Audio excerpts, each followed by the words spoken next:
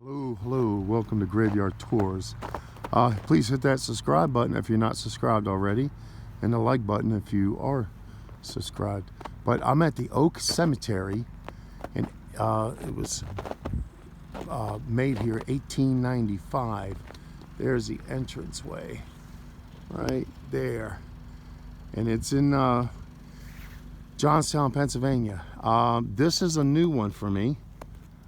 This is partly an Amish cemetery. Now you can see they're still burying here, okay? So 1895 it was made. They're still burying here.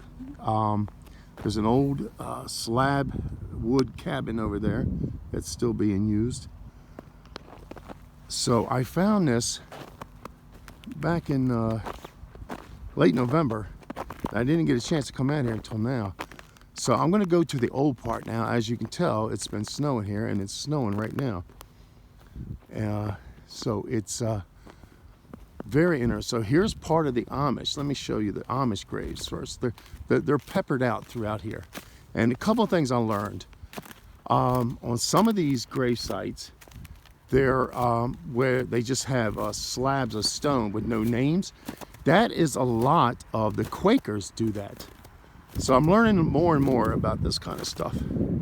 So now the Amish, if you saw my other videos, I did another Amish video because this is Amish territory. So this is really old here out here. A lot of times they just will put their initials, or they'll do nothing at all. So the Amish do initials. Quakers don't put their names on anything. And these are, and sometimes the Amish will use their first names. So there's several Amish cemeteries which I just discovered. I've done a lot of research on it, and to find these names, to find these grave sites. Here's something you could, now this says Paul A. Beam, and you could tell it's scratched in. Okay. But so you know, it depends on the what sect of Amish. So they have some Amish that are more lenient. Florence Killinger Swatna. Okay, and there's others that are more, very much more strict. So, like I said, it depended on the bishop. In the Amish, they call it bishop. And I watched my other video because I put up not long ago Amish, my first Amish graveyard. Now, as you can tell too, there's deer trails all through here, and it doesn't look like any human has been out here for a while. So now we're gonna, like I said, I gotta walk slow because it's very icy, and but I want to go to the old part. There's a couple of old parts, but here it looks like this might have been the old entrance or the back entrance. So if they had a back entrance, you could tell that this was definitely the old part, because only a horse and buggy, a car wouldn't even really fit through here. It's only a horse and buggy. So from my research, this place was made first for the Amish, okay? And then it would, I don't know, somehow it got incorporated into the town, and they started burying. I guess a church took over it or something, another church, not an Amish church. And then they just started burying anybody. So let's go, hold on. Trying to get to this. Okay, so here it says Oak Cemetery, established 1895, gates erected by James, by what? Lawrence of, now that's so weird. Okay. Ladies, oh, I'm sorry. Okay, so it says gates erected by ladies of Vincent at 1917. Okay, so I saw a sign for the church on this road, Church of Vincent's. So they must still be running this place. But like I said, my Google searches show that it was also definitely an Amish cemetery. So we're going to go in the old one. Here's a really old fence here, old wooden barrier. So yeah, this is really cool. I found this place by doing my research, and then what happened was I couldn't come back out here until I wanted to do more research and everything, confirm confirm what I suspected was Amish, and I found that it is. So let's read this real quick. John Harebrick, 1868 to 1936. And then LaVie Roberts, 1860 to 1920. Now, also, if you saw my other videos of the haunted graveyard that I shot, I'm getting the same feeling in here. When I first found this place, I definitely felt that I was being watched. Almost exactly the same feeling that I had at the definite haunted cemetery. So my suspicion is that it looks like somebody did a repair, so this broke in half, and they just put a clamp on it to hold them together so it wouldn't go on the ground. So my suspicion is that this place is also haunted. And I will come back. What does that say? Fred Schaefer. Now, Schaefer is a very big name here. There's a lot of Schaefers here in Pennsylvania. Rest in peace. Lost his life in the horrible flood of Johnstown. Wow, look at this. Look at this, ladies and gentlemen. Fred Schaefer died May 1889.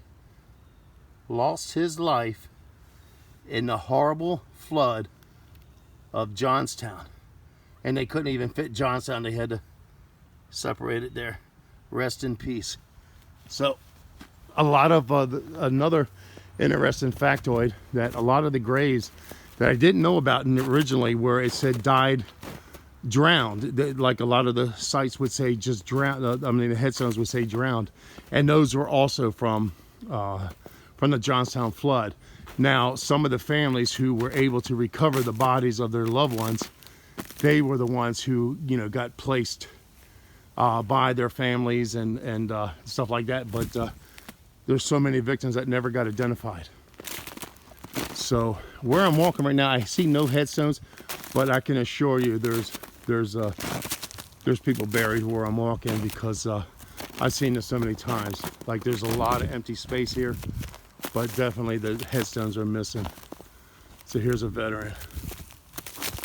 1860, yeah, this Civil War veteran. Thank you for your service.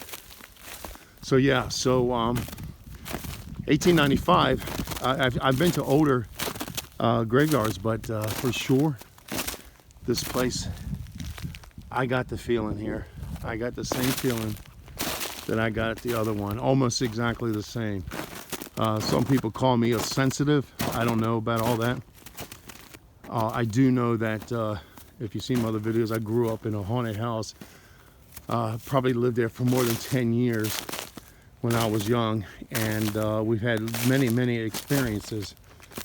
And when I was growing up, I didn't want anything to do with ghosts or spirits or anything like that. It was never, you know, the religion I was raised on never talked about that kind of stuff.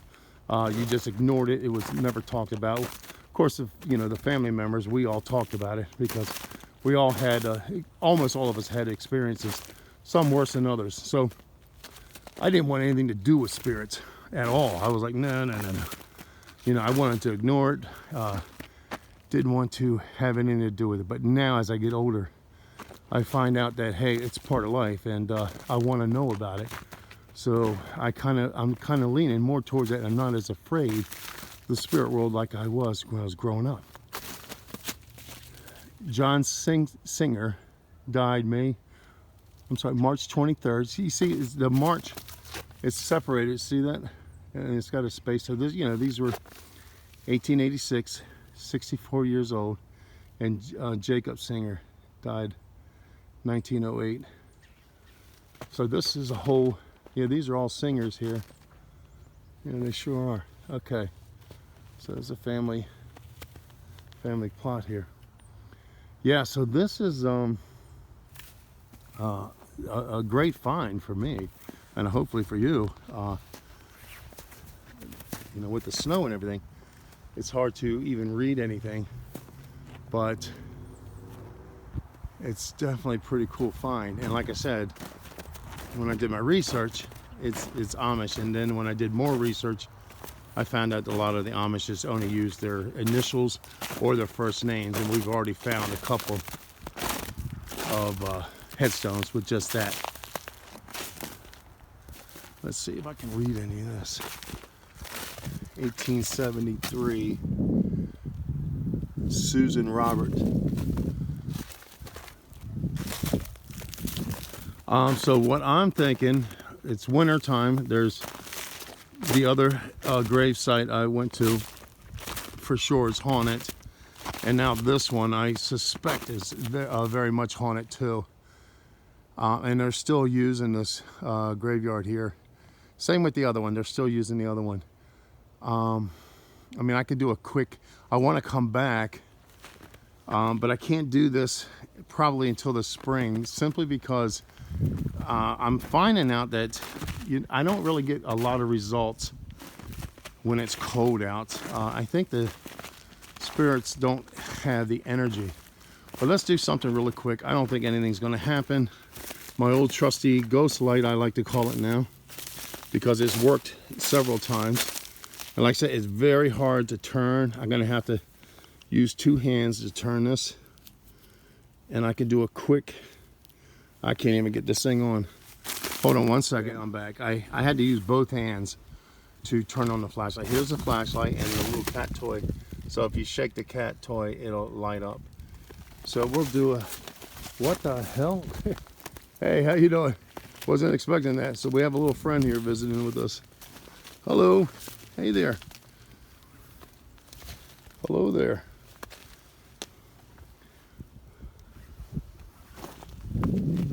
Yeah, yeah. What kind of dog is it? Part black lab. Okay. Okay. Take it easy, Ron. Thank you. Thank you for the information too. Okay, so that's Ron. Welcome back to Graveyard Tours. That's Ron, and he lives right over here. One of these houses over here. So he was telling me some very interesting facts about this graveyard. So I love talking to the locals. And so the graveyard actually started in 1820, not 1895. It became official in 1895, but in this stone wall here was built in 1820. The first graves over here, where all this whole section here, where I already knew this was the old section, was also started in 1820. And my flashlight just came on. Okay, can you turn it off, please? And I started to record this. Thank you for showing me that you're here. Thank you very much. Can you turn the flashlight off, please? Thank you very much.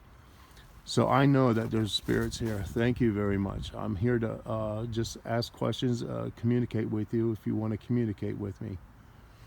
Can you move the ball and make the light come on, or even throw it or anything?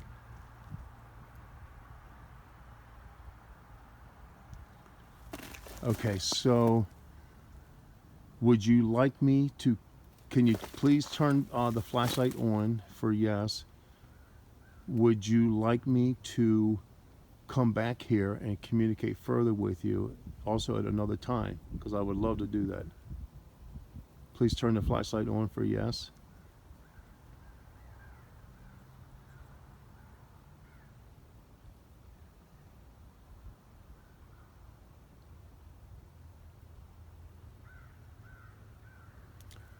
So it's interesting. I don't think the cold weather is affecting the flashlight, because it's never, I was standing here for 20-30 minutes talking to Ron. So I'm gonna veer off from it. So this road that's behind this wall was the original road and it goes winding down this mountain trail. And it's only wide enough for horse and buggy. So, because that's all they had back in those days was horse and buggy. So, again, 1820 is when the graveyard was first started, and of course, Ron said also this whole area was all wooded, and of course it was farm, and this was whole wooded. So just this little section over here was the beginnings of the graveyard. Ah, so you turned it back on. Thank you. Can you please turn the flashlight back off again, please? I hope you guys can see that. So you do want me to come back. Okay, I will come back, I promise you. Nothing stops me. Can you turn it back off, please? Thank you very much. Your energy is probably low. You can use my energy. And have you been out here for a long time? Please turn it on for yes if you can. It's very cold out here and windy. The wind's picking up. And of course, as usual, I don't have my gloves. I don't like to wear gloves. I don't know why. I was in construction my whole life, and I just never really wore gloves. Okay. So I think your energy is low, and I know this flashlight is very hard to turn on. It's hard for me to turn on. So thank you very much for communicating with me. I definitely want to come back and communicate with you more. And this is pretty interesting, folks, because usually at the other place where I had communication, I didn't get any communication until the sun went down. Here, and let me tell you, it was cold there too. So I'm sure the cold is not affecting the flashlight. In fact, the battery is leaning. I mean, the flashlight is leaning on an angle. It would have to take. It's just impossible. So it's amazing that I'm getting some reaction here in the daytime. Do you have? Oh, shoot! It's really cold. I'm trying to think what to ask. Are you a male? Can you turn the flashlight on for me? And thank you very much for communicating with me. Can you turn this flashlight on to tell me that you are a male? Ah, thank you very much. Thank you. I appreciate that. Can you turn the flashlight on to tell me if there are more than one spirit out here that in this area right here in this graveyard? Are there more than one of you guys or girls, or I mean any spirits, girls, men, or male or female? Can you turn the flashlight on if there's more than one of you here?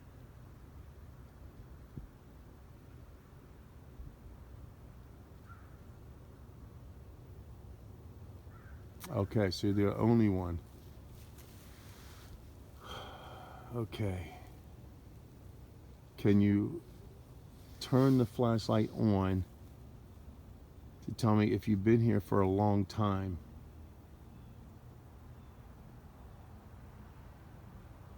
I can feel you out here. I felt you out here the first time I came out here.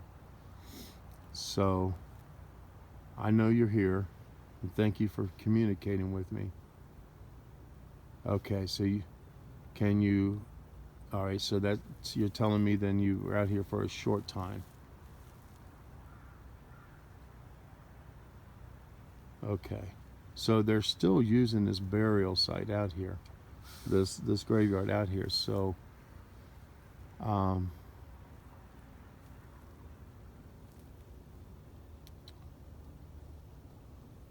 so am I the first one that you have communicated with since your passing? Can you turn the flashlight on for yes?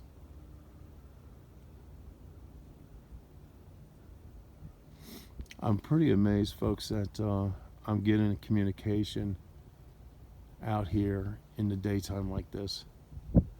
I don't have I can't stay here much longer because I have somebody waiting in the car for me, and they can turn the car on for warmth and everything, but I'm sure they're getting tired of me standing here. Okay, I'm trying to think what else to ask you.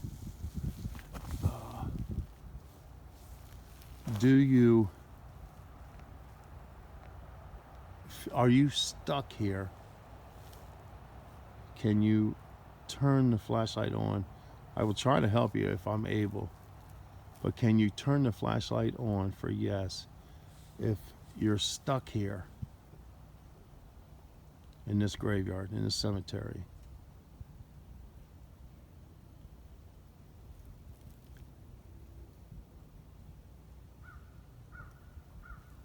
Okay. It could be that they just don't want to, the person doesn't want to communicate with me anymore, because that can happen. All the shows that I've seen where they show that they have communication and suddenly it just stops. I don't know if they become tired, they don't have the energy, or they're bored, or they're afraid to talk. Maybe they're afraid to give out information, and maybe it's very confusing for them. Okay. I'll ask one more question, then I have to go, but I promise you I will come back because I really want to communicate with you, and I definitely will try to help you if I'm able. Let me think here. For some reason, my brain just shut down. It's like I can't think of the question. Let me, because I don't know if they're still here. I can feel you, but I can't see you. Can you? Oh, I have a question. Can you see me very clearly? Please turn the flashlight on for yes. If you can see me like very clearly, very easily. It doesn't have to be clearly, just easily. Can you see me easily?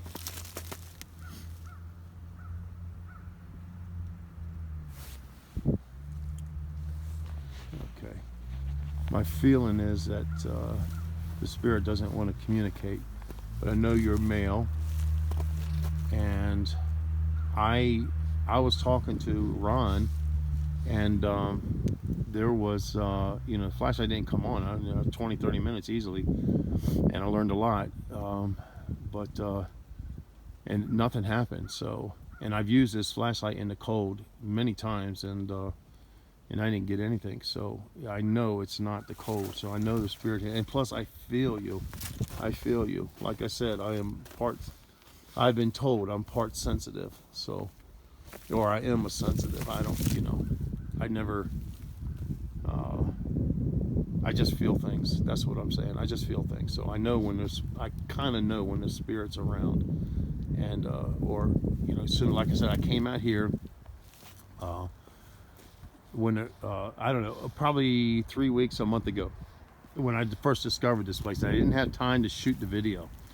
So what I did was, I said, I knew I knew a spirit was here. I knew it instantly. As soon as I got out of the car and started walking around for about within 5 minutes, I knew the spirit was here. So anyway, like I said, they just get tired. I just want to show you this trail. So this was a horse and buggy trail, and you can see how small it is, and it goes straight down there, and then it goes down to that road. Could you imagine because this was the only entrance, could you imagine bringing a horse and buggy up at this mountain with a coffin, mind you, okay, back in the day? And then this is Pennsylvania, and it's all slate in the ground, and then had to dig the burial spot. All right, let's ask one more question. Maybe they just don't have enough energy, and they got to build up their energy again. Do you feel, please turn the flashlight on for yes. Do you feel disrespected, and that's why you're stuck here? Or that's why you're staying here. Please turn the flashlight on for yes. Do you feel that you feel disrespected and that's why you don't want to leave here?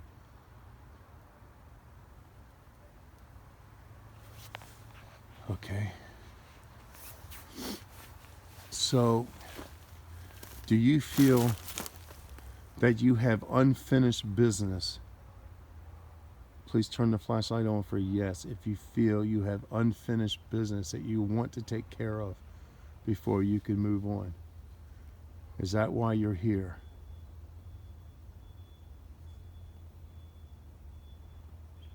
It's okay. I'm not here to harm you.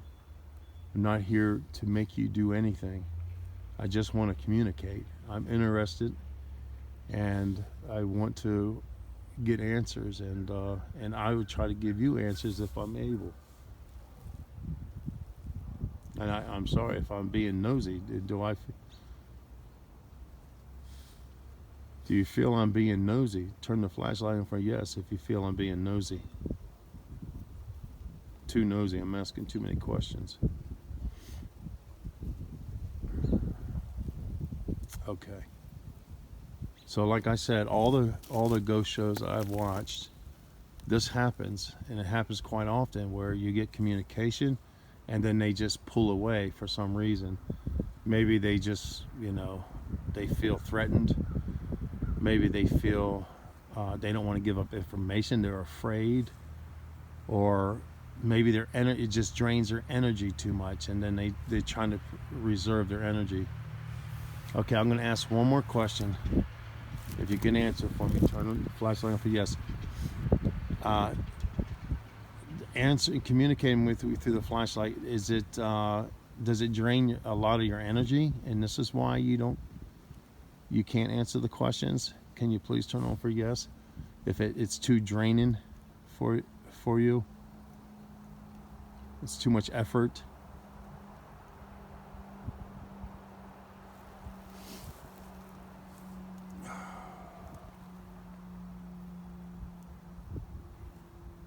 Okay, it's okay that you can't answer me right now. I will come back. I appreciate your time, your energy, and I'm going to leave now. So thank you very much, and I hope that I come back soon, and I hope you communicate with me some more. Okay, folks, I'm going to call it. It's very cold out here. I have no gloves on. I'm freezing. And I have somebody in the car, and I'm sure they're very annoyed with me right now. So we'll come back and do this again. This place is very interesting, very old, much older than the sign says. And I'm glad I found Ron and his dog. Very, very nice dog. I think his name was Samuel, if I think his dog's name. And thank you very much, Ron and Samuel, if you watched my video. And I will be back to film this one. Thank you very much. And please hit the subscribe button. Thank you.